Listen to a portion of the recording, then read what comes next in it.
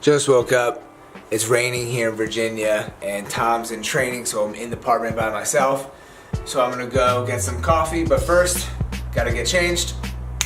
Alright, got some fresh clothes on, feeling a lot better. I did not go to the University of Indiana, but I visited there and I like to collect some college t-shirts. So this is what I'm wearing. Gonna go get some coffee, feeling fresh, shaved the head yesterday, so let's go.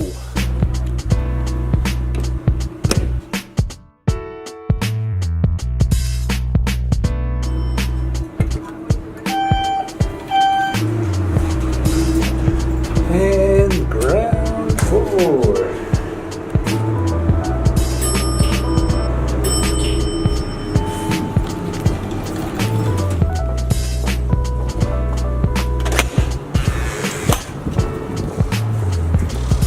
It's not raining too bad, just like drizzling out, but enough where I probably shouldn't be vlogging with this camera out in the rain, but I think it can handle it for a little bit. There's Tom's car. Let me sit down first and then we'll chat. Tom is so short. Look at my knees in his car right now. I have to adjust it so I can drive. So what's funny about Tom's car is that it's basically just the newer version of my car. So he bought the same car as me. And what Chevy does is they name all of their like low-level tier four-door sedans after like something that starts with a C.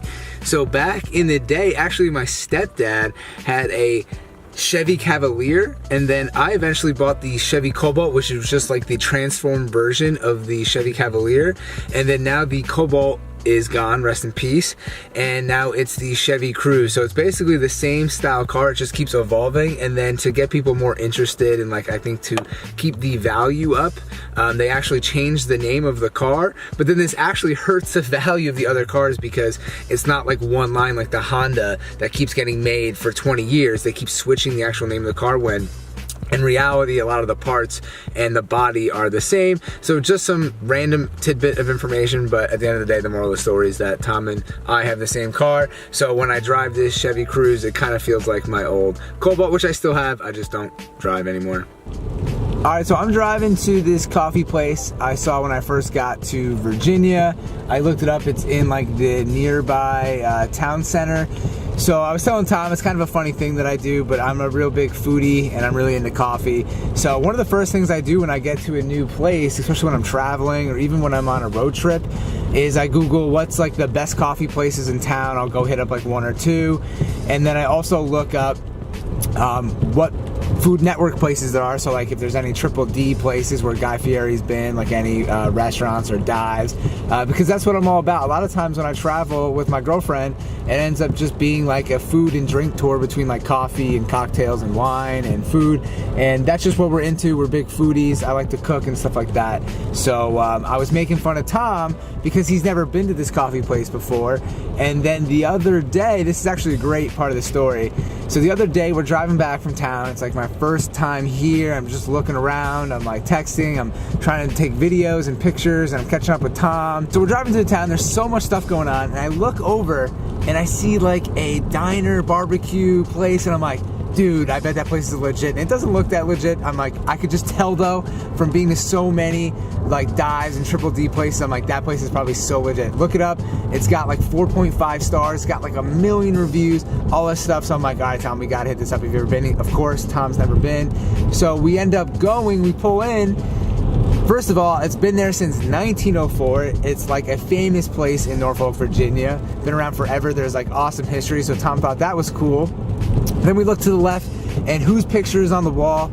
It's Guy Fieri. He had come to this place. It's called like Dumar's Barbecue, and I had no idea. Didn't even look it up, and I just spotted that stuff from across the street, and I thought that was a funny thing that go figure, I would spot the one place that's like a Triple D in town randomly while we're just driving by, and I happen to just peek over and look at it. But that's kind of where my sense is at. So I'm gonna go check out this coffee place. I'm excited. Like I said, it's a rainy day. I'm just gonna relax, have a coffee, do some work on my phone, and yeah, enjoy the day. Hope you guys are having a good day too if you're watching this video. It's Tuesday as I'm recording this, probably Wednesday as I'm uploading it, so have a great day, everybody.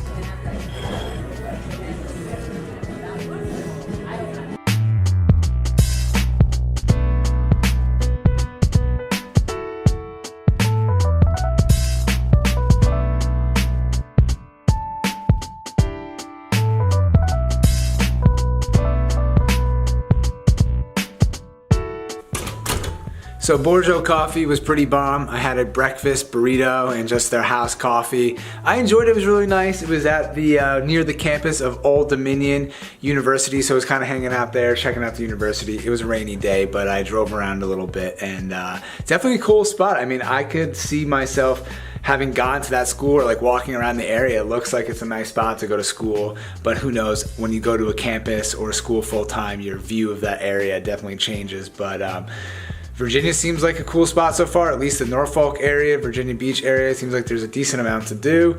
Looks I'm a little off focus there. But anyways, now I'm gonna back in the apartment, hotel, and I'm gonna get back to some video editing. Gonna finish up my coffee and continue on with the day.